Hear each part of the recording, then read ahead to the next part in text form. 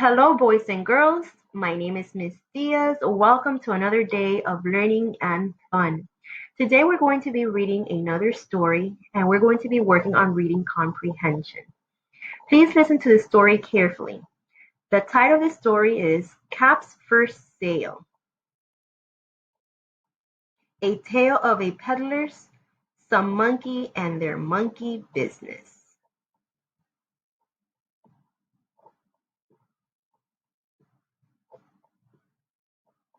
Once there was a peddler who sold caps, but he was not like an ordinary peddler, carrying his wares on his back. He carried them on top of his head. First he had his own checked cap, then a bunch of gray caps, then a bunch of brown caps, then a bunch of blue caps, and on the very top a bunch of red caps. He walked up and down the streets, holding himself very straight so as not to upset his caps. As he went along he called, "Caps! Caps for sale! 50 cents a cap!" One morning he couldn't sell any caps. He walked up the street and he walked down the streets calling, "Caps! Caps for sale! 50 cents a cap!" But nobody wanted any caps that morning. Nobody wanted even a red cap. He began to feel very hungry, but he had no money for lunch. "I think I'll go for a walk in the country," he said, and he walked out of town slowly, slowly, so as not to upset his caps. He walked for a long time until he came to a great big tree. "That's a nice place for a rest," thought he, and he sat down very slowly under the tree and leaned back little by little against the tree trunk so as not to disturb the caps on his head. Then he put up his hand to feel if they were straight. First his own checked cap, then the gray caps, then the brown caps, then the blue caps, then the red caps on the very top. They were all there, so he went to sleep. He slept for a long time.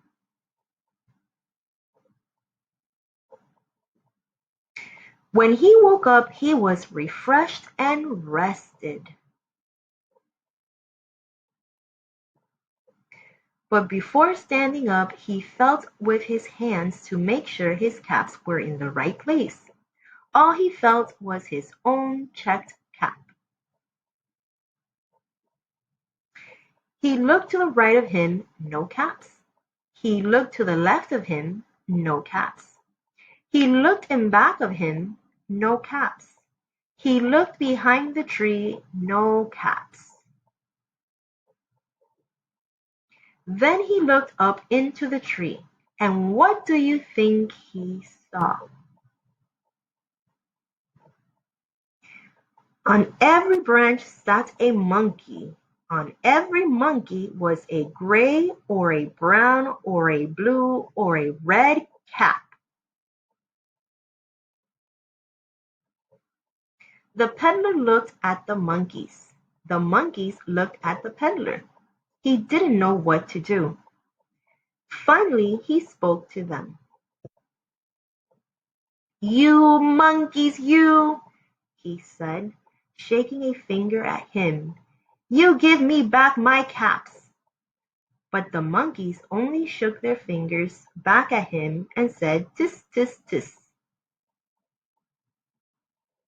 This made the peddler angry, so he shook both hands at them and said, "You monkey, you!